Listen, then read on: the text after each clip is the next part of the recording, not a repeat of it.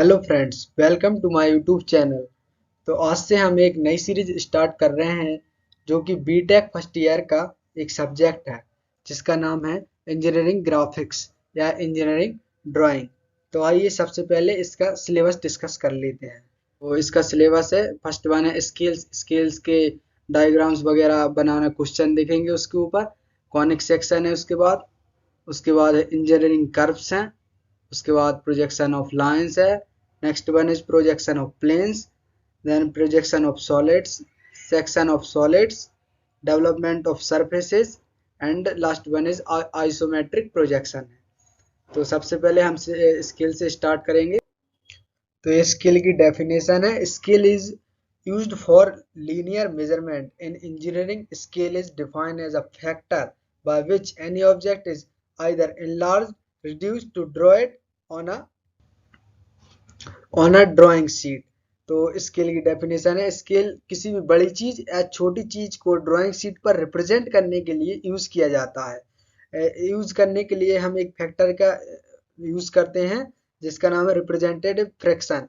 इसको रिप्रेजेंट करते हैं कि किसी भी बड़ी चीज को हमने छोटी चीज में कन्वर्ट करने के लिए कितने फ्रैक्शन से उसको डिवाइड किया है, कितना फ्रैक्शन उसका लिया है, उसको रिप्रेजेंटेटिव फ्रैक्शन आरएफ बोलते हैं। Representative fraction, it is the ratio of length of the object on a drawing sheet to the actual length of the object.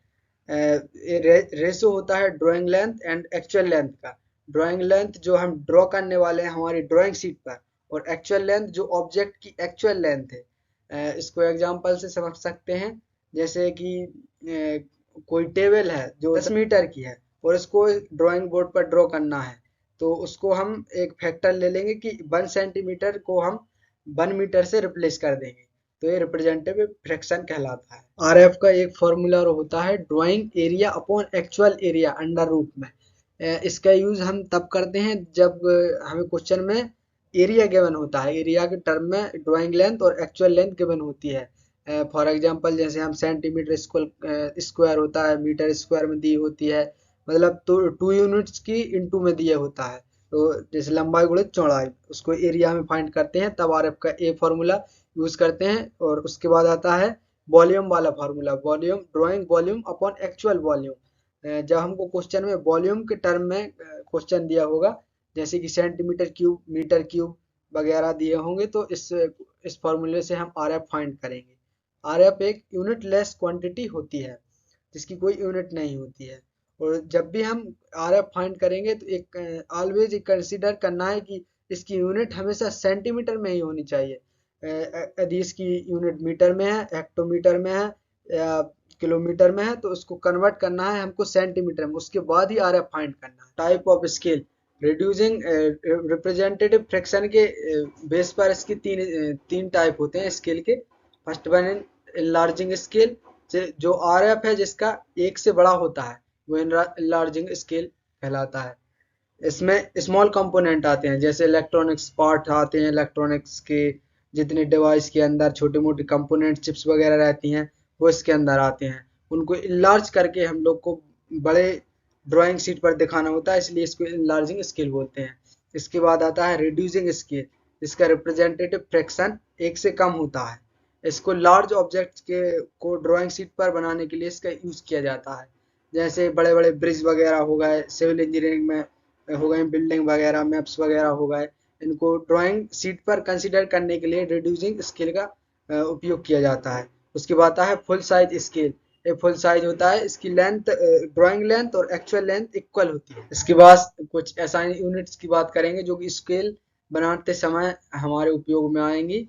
तो इसको आप याद कर सकते हैं, इसका स्क्रीनशॉट ले सकते हैं, इसको नोट कर सकते हैं, जिसको आपको याद करनी पड़ेगी क्योंकि स्केल बनाते टाइम आपको ये याद रहनी चाहिए, वो भी सीक्वेंशियल मैनर में।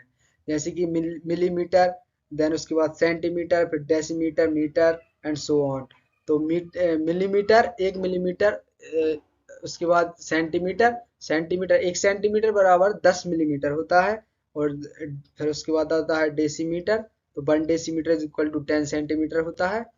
देन उसके बाद मीटर आता है, 1 metre is equal to 10 decimetre and 100 centimetre. इसको आप अच्छे से याद कर लेंगे, 1 metre is equal to 100 centimetre.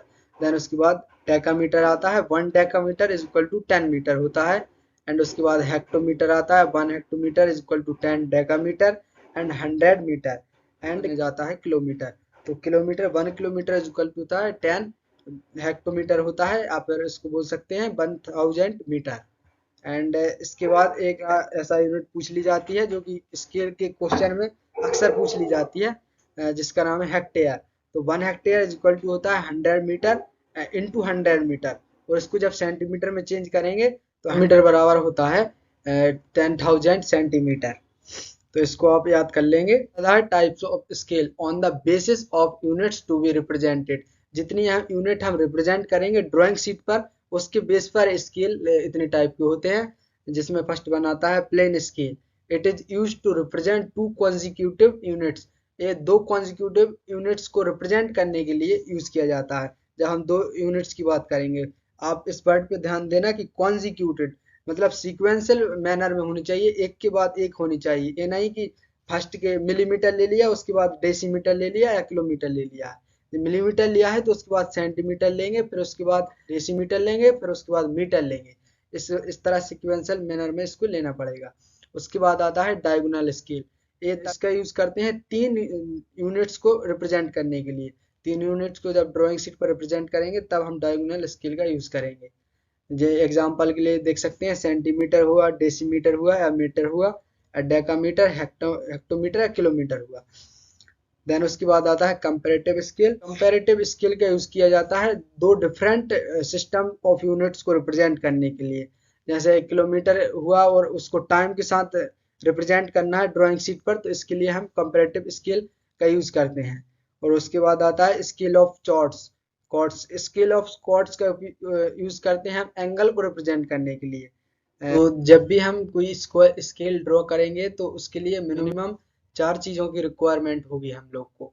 तो इसको क्वेश्चन में से फाइंड करना पड़ेगा कि ये क्वेश्चन में दी रही होंगी, तो इनको फाइंड करना पड़ेगा। फर्स्ट वन इज RF, जो क्वेश्चन में गिवन होगा, या नहीं होगा गिवन तो इसका फॉर्मूला हमने देख लिया है, drawing length upon actual length. तो क्वेश्चन में ड्राइंग लेंथ दी होगी और एक्चुअल लेंथ दी होगी, उसको आपको फर्स्ट नंबर से सेंटीमीटर में कन्वर्ट करना है, उसके बाद उस फॉर्मूले में पुट करना है, जिसकी वजह से आपको फिर RF मिलेगा। उसके बाद आपको यूनिट्स फाइंड करनी है, जो कि आपको क्वेश्चन में गिवन रहेंगी कि कितनी यूनिट है, और यूनिट से आपको फाइंड करना पड़ेगा कि आपको किस टाइप का स्केल ड्रॉ करना है। अगर 2 यूनिट दिए हैं क्वेश्चन में तो आपको प्लेन स्केल ड्रॉ करना है, और यदि 3 यूनिट दिए हों क्वेश्चन में तो आपको डायगोनल स्केल का यूज करना है। उसके बाद आता है मैक्सिमम लेंथ, जो कि आपको क्वेश्चन में गिवन होगी। इसको आप ऐसे पहचान सकते हैं कि एक क्वेश्चन में इस प्रकार गिवन रहेंगी कि आपको ड्रॉ करना है scale up to measure up to 5 metre या कुछ भी, एनीथिंग आप ले सकते हैं। अप टू के साथ आएगा मेजर अप टू, तो वो उसको मैक्सिमम लेंथ के लिए अपन कंसिडर करेंगे। उसके बाद आता है लेंथ ऑफ स्केल। इसको हमको फाइंड करना पड़ेगा, इसका फॉर्मूला होता है RF इंटू मैक्सिमम लेंथ। तो RF हमको फाइंड करना पड़ेगा या फिर क्वेश्चन में गिवन रहेगा। उसके बाद मैक्सिमम लेंथ जो कि क्वेश्चन में गिवन रहती है, तो इस दोनों को मल्टीप्लाई करके हमारी लेंथ ऑफ स्केल निकलेगी। क्वेश्चन करते टाइम हमेशा ध्यान रखें कि यूनिट हमेशा सेंटीमीटर में ही लेना है। तो आज की वीडियो के लिए बस इतना ही। From the next video we will construct different type of scales.